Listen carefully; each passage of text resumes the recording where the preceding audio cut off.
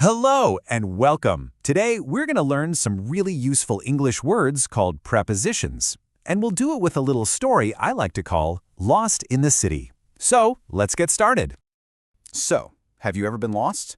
I mean, really lost in a place you don't know.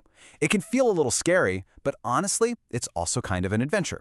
And knowing just a few key words can help you a lot. And that's exactly what our story is about. So this is where our story kicks off. Just imagine it. You arrive somewhere totally new, you're excited to see your friend, but you have no idea where to go. The city feels massive and you feel tiny. So how do you find your way? Well, you use these little words called prepositions. Think of them like a map made of words. They tell you where things are, and they are your secret weapon so you don't get lost. Let's get to know them. First up is in. This one's pretty simple. Just think about being inside something, like being inside a box. You're in a room. You're waiting in a car, or you're in a new city. See, it's all about being inside a bigger space. Next, we've got on. Now, on is for surfaces. So a book is on the table. A painting is on the wall. And a little tricky, but we also use it for public transport, so you're on a bus or on a train. This one is super simple and direct. Under just means below something. Your shoes might be under the bed. Or maybe there's a cat sleeping under the chair. It's basically the opposite of on. Now, when two things are right beside each other, you use next to. For example, the bank is next to the cafe. Easy, right? And what if something's in the middle of two other things? Well, for that, we use between. So you might be sitting between two friends.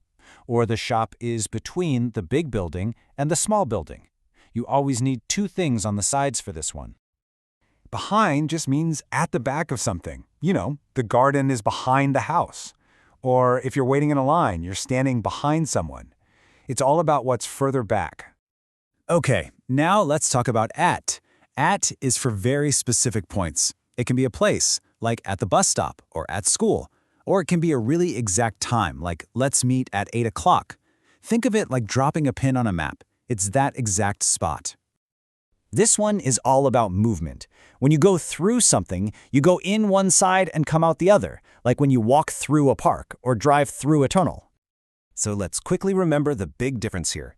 We use in for big general areas like in the city. We use on for surfaces like on the table. And we use at for specific exact points like at the station. Knowing this is a game changer for sure.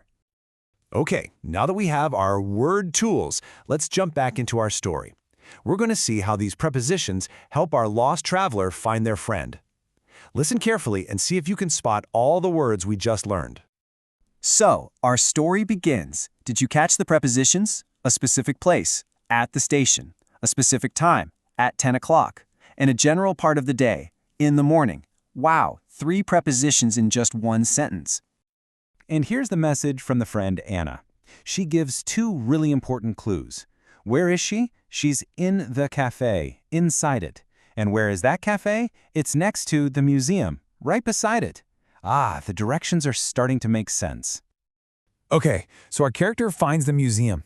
It was right there between 2 other huge buildings. That word between really helps you picture it, doesn't it? One building, then the museum, then the other building.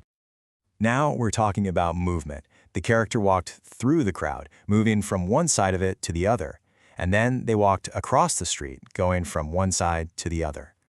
But oh no, still a little lost. So they ask a friendly person for help. And the directions are like a mini-map. The place is behind the bank, and it's also in front of the library, which is the opposite of behind. Now those are some helpful directions. And success. There's Anna. She's waving at me, that specific direction, from a table that is by the window, which is just another way of saying next to the window. The journey is over, and it's all thanks to those handy prepositions. Fantastic! You've seen how these little words work in a real story. Now, guess what? It's your turn. Let's practice saying them together so you can feel more confident. All right, I'm going to say each sentence, and I want you to repeat it right after me. Ready? Let's go.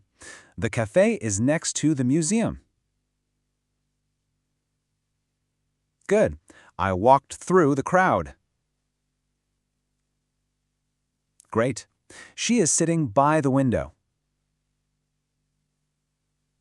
And the last one. The museum is behind the bank. Excellent job. All right, for our final little challenge, you're going to use everything you just learned. This is your chance to really make these prepositions your own. So here's your mission. I want you to write 6 sentences about your own life using these prepositions: in, on, under, next to, behind, and through. You could write something like, my keys are on the table, or maybe I walk through a park on my way home. Go ahead and try writing your own sentences now. With a little practice, these prepositions will be your guide, and you'll never get lost. Thanks for learning with me today.